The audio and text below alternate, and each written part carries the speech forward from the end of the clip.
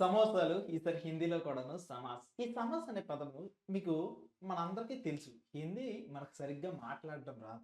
పోనీ పూర్తిగా అర్థమవుతదంటే అలా కూడా లేదు. అలాంటి అర్థం కానిదే హిందీ లాంగ్వేజ్‌లో ఉన్నటువంటి ఈ కాంపౌండ్ వర్డ్స్ ఉన్నాయి చూసారా? అంటే 2 వర్డ్స్‌ని కలిపి ఒక మీనింగ్‌ఫుల్ వర్డ్ చేసేసి దానికి ఒక సమాసం అనుకుని ఒక పేరు పెట్టేసి దాన్ని మనం అర్థం చేసుకోవడం ఉంది చూసారా? Take above. నిజంగా నెవర్ బిఫోర్ ఎవర్ ఆఫ్టర్‌లా అనిపిస్తది. అందుకే నేనేం చేస్తానంటే మీకు ఈ టాపిక్ అనేది పూర్తిగా తెలుగుకి సంబంధించిందే. ఓకేనా? తెలుగు గ్రామర్‌కి సంబంధించిన వీడియో ఉంటది సమాసాల మీద. ఆ వీడియో కింద డిస్క్రిప్షన్‌లో పెట్టేసా. మీకు ఇన్ కేస్ డెప్త్‌గా ఇన్ఫర్మేషన్ కావాలంటే మీరు ఆ వీడియో చూడొచ్చు. ఎందుకు చెప్తున్నాను ఆ మాట అంటే మీకిక్కడ అవ్యయీభావ సమాసం గాని, ద్వంద్వ సమాసం గాని, దీర్ఘ సమాసం, కర్మధారయ, బహువ్రీహి, తత్పురుష ఈ సమాసాలన్నీ తెలుగు సమాసాలే. ఓకేనా? ఎక్స్‌ప్లనేషన్ నువ్వు ఎక్కడైనా ఒకటే. కాబట్టి డిస్క్రిప్షన్‌లో లింక్ ఉంటది. తెలుగుకి సంబంధించిన గ్రామర్‌కి సంబంధించిన ఎక్స్‌ప్లనేషన్ వినేస్తే హ్యాపీగా సెట్ అయిపోద్ది. లేదు నాకు తెలుగుకు సంబంధించిన సమాసమే కొద్దిగా ఇబ్బందిగా ఉంది. హిందీది కూడా నాకు వద్దులేదు. ఏమైనా ట్రిక్స్ ఉన్నాయి కదా చెప్పండి అంటే, సరే చెప్తా విను. ముందుగా తెలుసుకోవడానికన్నా ముందు కొన్ని విషయాలు చెప్తా చాలా జాగ్రత్తగా విను. మనకి సమాజంలో ఎప్పుడు కూడాను 2 డిఫరెంట్ వర్డ్స్ ఉంటాయి. ఓకేనా? మొదటి వాటిని మనం ఏమంటామంటే పూర్వపదం అని. ఓకేనా? అట్ ద సేమ్ టైమ్ ఏదైతే లేటర్ పార్ట్ ఉందో దీన్ని ఏమంటామంటే ఉత్తర పదం అంటాం. ఓకేనా? ఇంతే.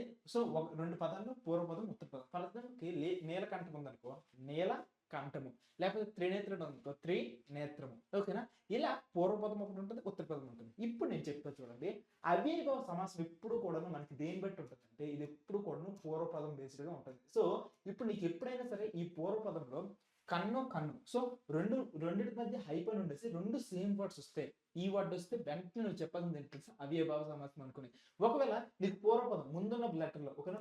ఈ 2 లెటర్స్‌లో ముందున్న దాంట్లో హర్ అని కనిపించినా, ప్రతి కనిపించినా, బే అని కనిపించినా, ఆ అని కనిపించినా సరే వెంటనే నువ్వు చెప్పాల్సింది ఏంటో తెలుసా? ఇది ఒక అవ్యయీభావ సమాసము అనుకోని నువ్వు చెప్పేస్తే పని అయిపోద్ది. కావాలంటే నీకు ఇక్కడ చూపిస్తా చూడండి. కన్ను. లేపోతే ఇక్కడ చూడండి ప్రతి వచ్చింది. నెక్స్ట్ చూడండి హర్ వచ్చింది. యథా వచ్చింది. లేపోతే ఆ వచ్చింది. ఈ రకంగా వస్తే వెంటనే నువ్వు చెప్పాల్సింది ఇది ఒక అవ్యయభావ సమాసం. అయితే నీకిక్కడ 2 రెడ్ మార్క్స్ పెట్టాను కదా! ఈ 2 రెడ్ మార్క్స్ పెట్టినవి గుర్తుంచుకోండి. నిరంతర్‌లో నిల్ ప్లస్ అంతర్. నిల్ అని వచ్చినా లేకపోతే బర్‌పేటలో బర్ అని వచ్చింది. సో, ఈ 2 కూడాను. సో, ఈ 2 కొద్దిగా ఎక్సెప్షనల్. దీన్ని బాగా గుర్తుంచుకుంటే పని అయిపోతుంది. ఓకేనా? అందుకే నేనేం చెప్తున్నాను సో, ఈ పదాలొస్తే వెంటనే అవ్యయభావ సమాసం అని గుర్తుపెట్టేసుకుంటే పని అయిపోయింది. ఈసారి రెండో మాట ద్వంద్వ సమాసం. ద్వంద్వ సమాసం రావాలంటే ఫస్ట్ నేను చెప్పేది ఏంటంటే హైఫన్. మిడిల్‌లో హైఫన్ ఉందంటే అది మాక్సిమం ద్వంద్వ సమాసం అయిపోద్ది. కానీ మెయిన్ ప్రాబ్లమ్ ఏంటంటే 2 వర్డ్స్ సేమ్ అయితే అవ్యయభావ సమాసం అయిపోతుంది. 2 వర్డ్స్ డిఫరెంట్ వర్డ్స్ అయ్యుండాలి. దట్ టూ మీనింగ్‌ఫుల్ వర్డ్స్ అయ్యుండాలి. అలా ఉంటే వాటిని ద్వంద్వ సమాసం అంటారు. మాతాపిత, అన్నదమ్ములు, అక్కా చెల్లెలు, కూరగాయలు ఈ రకంగా ఏవైతే మనం తెలుగులో మాట్లాడుకుంటామో హిందీలో కూడాను అలాంటి ద్వంద్వ సమాసాలు ఉంటాయి. సేమ్ కూడాను. కావాలంటే చూడు ఏమున్నది? పేడు, పౌదు, పశు, పక్షి, సుక్కు, దుక్కు, మాతా, పిత, శుభ, సాము, సాధు, సంతు, దిన్ను, రాతు, బాయి, బహను, గురు, శిష్యు. గురు శిష్యులు, బాయి, బహను, అన్నతమ్ములు, దిన్ను, రాచు. రాత్రి పగళ్ళు, శుభ, సాము. సో, ఉదయము, సాయంత్రము, సాధు, సంతు. సో, పండితులు, పామరులు. నెక్స్ట్ మాత, పిత, తల్లిదండ్రులు, సుక్కు, దుక్కు, సంతోషము, బాధ. అండ్ పశు, పక్షి, పశువులు, పక్షులు, పేడు, పౌదు. చెట్లు, మొక్కలు. సో, ఈ రకంగా ఉంటాయి అంతా కూడాను. ఓకే. మధ్యలో చూసిన హైఫన్‌లున్నాయి అండ్ 2 డిఫరెంట్ వర్డ్స్ ఉన్నాయి. సో, ఇలా కనిపించిన వెంటనే నువ్వు చెప్పాల్సింది ద్వంద్వ సమాసం. ఆ తర్వాత ద్విగు సమాసం. ఇన్ కేస్ నీకు పూర్వ పదంలో నీకు గాని నంబర్ వచ్చిందంటే వెంటనే ఏం చెప్పేస్తావో తెలుసా? ఇది ఒక, ఇది ఒక ద్విగు సమాసం. నంబర్ వచ్చిందంటే వెంటనే నువ్వు చెప్పాల్సిందంటే ద్విగు సమాసం. కానీ నీకు ఒకే ఒక మాట చెప్తున్నా. ఆ నంబర్ అనేది నువ్వు ఏదైతే చెప్పాలనుకుంటున్నావో దానికి సంబంధించిన అర్థమే చెప్పాలి. ఓకేనా? ఫర్ ఎగ్జాంపుల్‌కి 4 కమలాలు ఉన్నారనుకో, 4 కమలాలు పంచపాండవులు అనుకో. పాండవులు ఎంతమంది? 5గురు. ఒక 4 దిక్కులుందనుకో, దిక్కులెన్ని? 4. అంటే ఈ 4 అనే నంబర్ ఇక్కడున్న దానికే చెప్తుంది. వేరే దాని కోసం చెప్పట్లేదు. కాసేపు ఆగండి చెప్తా. ఓకేనా? సో, ఆ పదం కోసమే అర్థం చెప్పాలి. మొదటిది. నెక్స్ట్ కర్మధారయం. కర్మధారయం అంటే ఏంటంటే మీ అందరికి చెప్పాను కదా! పూర్వపదము, నెక్స్ట్ ఉత్తర పదము. ఈ రెండిట్లో ఏదైనా ఒక ప్లేస్‌లో విశేషణం ఉందనుకో అది కర్మధారయ సమాసం అయిపోద్ది. ఫర్ ఎగ్జాంపుల్‌కి నల్ల కలువలు ఉందనుకో ముందు దాంట్లోనే ఏముంది? నల్ల కలువ ఏ రంగులో ఉంటుంది? నలుపు రంగులో ఉంటుంది. సో, అదొక విశేషణం. కాబట్టి విశేషణం 2 పదాల్లో ఎక్కడైనా విశేషణం ఉంటే అది డెఫినెట్‌లీ ఏమైపోవాలి?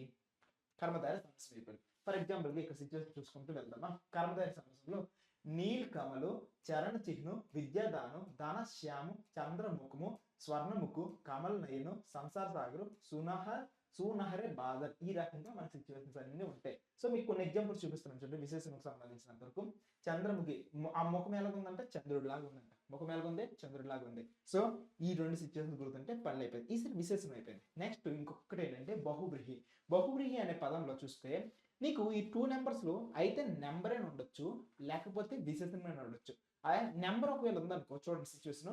త్రినేత్రు అని ఒక నంబర్ ఉంది. సో, నంబర్ వచ్చిన వెంటనే నీకు వెంటనే క్వెషన్ ఏమొస్తుంది? ద్విగు సమాసం అని వస్తుంది. కానీ ఇక్కడ ద్విగు సమాసంకి దీనికి తేడా ఏంటంటే నంబర్ వచ్చింది. కానీ ఈ త్రినేత్రు అంటే 3 కన్నులు కలవాడు. ఎవరు 3 కన్నులు కలవాడు? శివుడు. అంటే ఈ 3 నేత్రములు కలవాడు అనే మాట ఎవరికి చెప్తుంది? శివుడి కోసం. అంటే ఇది ఎక్కడున్న పదం గురించి చెప్పట్లేదు. అన్ని పదం యొక్క అర్థం చెప్తుంది. అంటే వేరే పదం అర్థం గురించి వచ్చిందనుకో వెంటనే దీన్ని ఏం చేస్తామంటే బహువ్రీహి సమాసం అని చెప్పేస్తాం. ఓకేనా? సో, ఈ రకంగా కావాలంటే కొన్ని ఎగ్జాంపుల్స్ చూపిస్తాను చూడండి. త్రినేత్రుడు అంటే ఇంకెవరో. సడానన్ ఒక 6 ముఖాలు కలిగిన వాడు. లేకపోతే దశానన్ 10 ముఖాలు కలిగిన వాడు. సో, ఈ రకంగా నంబర్స్ వచ్చాయి. ఈ 3 నంబర్స్ వచ్చినప్పటికి కూడాను ఓకేనా? 3 నంబర్స్ వచ్చినప్పటికి కూడాను ఇది వేరే పదానికి అర్థం చెప్తుంది. కాబట్టి ఇదొక సిట్యుయేషన్. నెక్స్ట్ ఇంకొకటి ఏంటంటే విశేషణం. ఒకవేళ ముందుకు విశేషణం ఉంది. నీలకంఠ ఓకేనా? నీలకంఠ అనుకుని పదం ఉంది. నీలకంఠ ముందుకు విశేషణం ఉంది. ఓకేనా? విశేషణం ఉంది. నీల అనేది విశేషణమే. నీలం రంగులో కంఠం ధరించినవాడు విశేషణమే. కానీ ఇక్కడ ప్రాబ్లం ఏంటంటే నీలకంఠుడు అనుకుని ఎవరిని అంటారు? శివుడిని అంటారు. కాబట్టి ఈ పదము వేరే పదాన్ని అర్థం చెప్తుంది. కాబట్టి ఇక్కడున్న నెంబరు ఈ 2 ఓకేనా? ఈ నెంబరు విశేషణం ఈ 2 కూడాను ప్రెజెంట్ అంటే అక్కడున్న దానికి అర్థం చెప్తే ఈ మాత్రం ఏం చెప్తుంది? అదర్ పర్సన్ యొక్క అర్థాలు చెప్తుంది. అదర్ పర్సన్ మీనింగ్స్ చెప్తే బహువ్రీహి. సేమ్ పర్సన్స్ యొక్క అర్థం చెప్పింది అనుకో అవి ద్విగు అండ్ స్కర్మధార్య. ఓకేనా? సో, ఇవి మెయిన్ గా కూడాను. ఇప్పుడు మీకు ట్రిక్ చెప్తా చాలా జాగ్రత్తగా వినండి. ట్రిక్ చెప్తాను చాలా జాగ్రత్తగా వినండి. ఈ కాన్సెప్ట్స్ మీరు గుర్తుపెట్టుకున్న తర్వాత మీకు ఏం చేయొచ్చు అని చెక్ చేద్దామా? ఫర్ ఎగ్జాంపుల్ కి మాతాజీ రసోయి గర్మే కానా రహి హై అనుకుని ఉంది. ఏదో సంథింగ్ ఉంది. సో, మనకి హిందీ రాదు. కానీ అర్థం చేసుకొని దీన్ని సాల్వ్ చేయాలి. ఒకసారి ఒక మాట చూద్దాం. ఇది ద్వంద్వ సమాసం అవుతుందా? మధ్యలో హైపన్ లేదు కదా? ద్వంద్వ సమాసం అవ్వదు. పక్కన పెట్టండి. అవ్యయభావ సమాసం అవుతుందా? పోనీ కనకను లేదు, హర్రం లేదు, ప్రతి లేదు, బే లేదు, ఆ లేదు. మరి ఇవన్నీ లేకపోయినప్పుడు ఇది అవ్యయభావం అవుతుందా? అవ్వదు. అప్పుడు అదేమవ్వాలి? తత్పురుష. ఈ రకంగా ఎలిమినేషన్ మెథడ్ లో మనం సాల్వ్ చేసుకుంటూ వెళ్తాం. కావాలంటే కొన్నిటిని సాల్వ్ చేసుకుంటూ వెళ్దాం. ఎలిమినేషన్ మెథడ్ లో చెప్పడానికన్నా ముందు ఒకసారి మీరు ఇవన్నీ చూసేయండి ఒకసారి. సో, వాటన్నిటిని ఒకసారి చూసేస్తే మీకు పనులు అయిపోతాయి. ఓకేనా? ఒక్కసారి చూసేసుకున్నారా? వీడియోని ఆపండి ఒకసారి చూడండి. సిచ్యువేషన్స్ అయిపోయిందా? సరే చూసుకుంటూ వెళ్దాం. సాల్వ్ చేద్దాం. ఓకేనా? సో, సాల్వ్ చేసుకుంటూ ఒక్కొక్క దాన్ని సాల్వ్ చేసుకుంటూ వెళ్దాం. ముందుగా చరణ చిహ్నం అంట. చరణ చిహ్నం 2 కూడా మధ్యలో హైపన్ లేదు. కాబట్టి ద్వంద్వ సమాసం అవ్వదు. బహువ్రీహి అవుతుందా లేదా అని కొంచెం చెక్ చేసుకున్నట్లయితే చరణము చిహ్నము చరణాల యొక్క చిహ్నము. సో, ఇక్కడ ఏదైనా ఉందా? విశేషణం ఏమైనా ఉందా? లేదు. విశేషణం అంటే ఏం లేదు. చరణము చిహ్నము. చరణం సంబంధించిన చేతులకు సంబంధించిన చిహ్నం అనుకున్నాం తప్ప చేతుల యొక్క గొప్పతనం చిహ్నం యొక్క గొప్పతనం అలా ఏం లేదు. కాబట్టి బహువ్రీహి కూడా అవ్వదు. కాబట్టి ఇదేమవుతుంది? తత్పురుష అవుతుంది. నెక్స్ట్ భారతవాసి హైపన్ ఉందా? లేదు. అయితే ద్వంద్వ సమాసం కాదు. పోనీ భారతదేశం కోసం గొప్పతనం ఏమని చెప్తుందా? లేదు. అంటే విశేషణం ఏమీ చెప్పట్లేదు. కాబట్టి బహువ్రీహి కూడా కాదు. ఒక డైరెక్ట్ భారతవాసి అంటే ఇండియా అని చెప్తుంది. సో, వేరే మీనింగ్ అని చెప్పుకున్నా బాగుంటుంది. లేదు కాబట్టి ఇది మిగిలిన ఏంటంటే తత్పురుష. నెక్స్ట్ భుజం బలము కదా? హైపన్ లేదు. ద్వంద్వ సమాసం అయితే కాదు. నెక్స్ట్ భుజం యొక్క బలం. భుజబలం అంటే భుజం భుజబలం డైరెక్ట్ మీనింగ్ ఇస్తుంది. వేరే మీనింగ్ ఏమి ఇవ్వట్లేదు.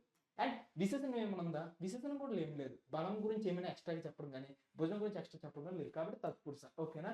నెక్స్ట్ సాధు సంతు హైపన్ ఉంది కాబట్టి ఇంకేస్తారు మీద ద్వంద్వ సమాసం. ఓకేనా? గంగాజలం వచ్చింది. గంగాజలంలో హైపన్ లేదు కాబట్టి ద్వంద్వ సమాసం కాదు. గంగా జలం జస్ట్ గంగా జలం గంగలోని జలం అంతే.